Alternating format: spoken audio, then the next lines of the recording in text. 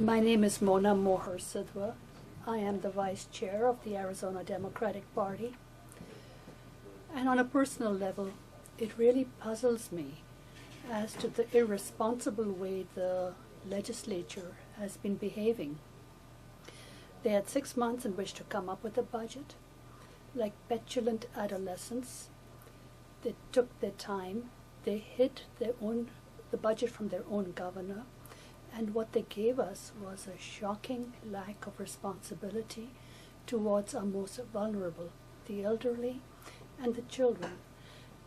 Bizarre bills like privatizing the prison system, slash and burn towards education. How can Arizona prosper in the future if we do not respect education? How can we compete in the world if we cannot respect education? Hi, my name is Pat Rigg.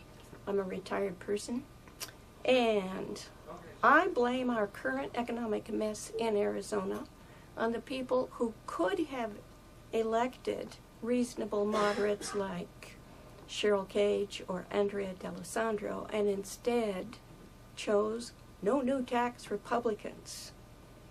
I think the only solution for our economic mess is to raise taxes, raise my taxes. We need to reinstate the state property tax, and we need to raise state income rates. I pay income tax to 2 states, both Arizona and New Mexico, and I pay New Mexico 5 times as much as I pay Arizona. This kind of explains why the 3rd grade that I volunteer in 3 times a week last year had 16 students, and this year it will have 26. I'm Bill Cozine. I'm a former university professor, and for the last 35 years have been a mortgage banker here in Tucson. The current Arizona legislature is the worst I've seen in 46 years. They seem ignorant of the needs of our public schools and our unemployed and our citizens with no health care. If they are aware, they are incredibly mean. They seem obsessed with cuts, especially tax cuts for the wealthy, ignoring the fact that taxes pay the bills.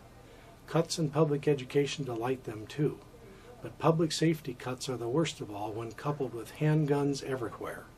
Intelligent Arizonans with sound ideas threaten some of our legislative leaders. Hence, they shut these people out of their meetings. Perhaps we would get better laws if candidates for the legislature had to pass the Ames test too. Thank you. I'm Sheila Tobias. I've been a resident of Tucson for 25 years, and I do national consulting and writing about science and mathematics education, both in this state and elsewhere. Watching the legislative session from afar this spring, I got the distinct impression that the Republican leadership in the Arizona state legislature really doesn't want to govern in the normal way. It wants to rule. It doesn't believe in, or at least doesn't seem to understand, that the deliberative process involves discussion and informed debate with men and women of the opposing party. After all, the Democrats are representatives too, elected by a large percentage of Arizona voters, just not of their party. I think our founding fathers would be very surprised to watch the shenanigans of this year's legislative process, and as disappointed as we are. Hi, I'm Jim Hanley, and I'm chairman of Legislative District 27 of the Pima County Democratic Party. And by profession, I'm a registered investment advisor. And so this budgetary crisis has been of considerable interest to me to watch this process unfold.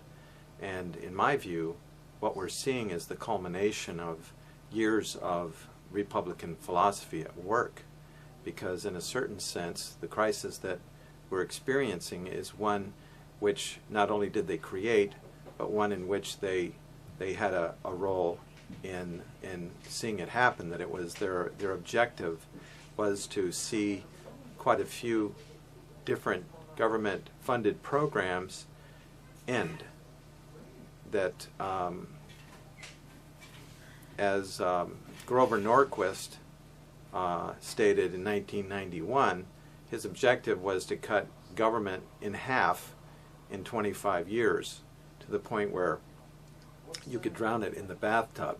So these Republicans, by starving government of sufficient revenue, have achieved that objective. They've reduced government, and that's why their focus is on cutting programs and not looking for long-term revenue solutions. My name is Bruce Wheeler. I'm a former state legislator. I'm a former city council member from the city of Tucson, and obviously I'm a Democrat. I feel that the legislature this year is shameful in its acts and its irresponsibility.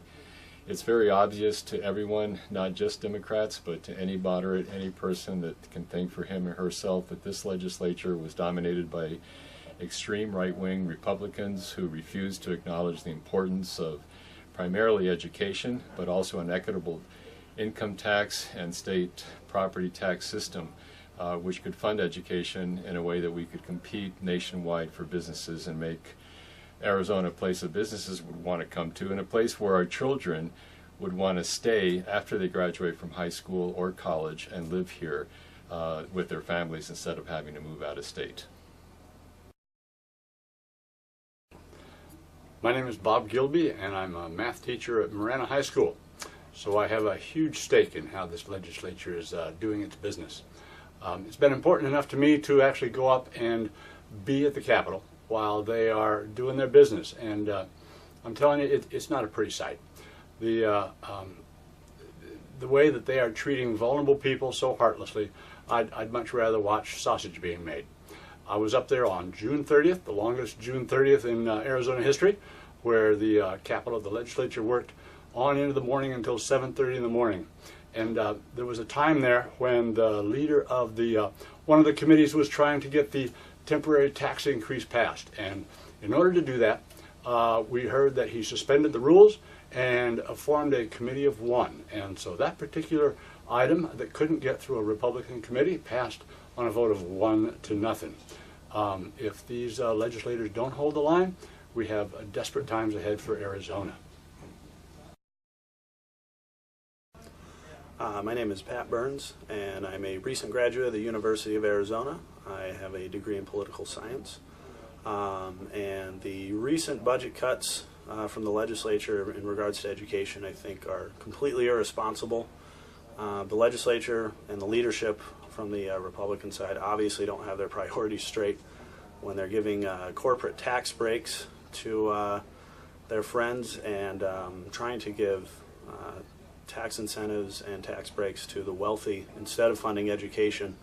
They obviously don't understand that the more people that get higher education here in Arizona, the more of a employment base you have for those corporations, and the higher education that people have, the better it is for the state. So I don't think they have their priorities straight, and they need to get them straight and work in a bipartisan way so that the governor and the legislature can come up with a real answer for the budget crisis here. Hi, my name is Barbara Tillman, and I'm a grandmother. I have a daughter who's a teacher, and I have children who are in school, grandchildren who are in school.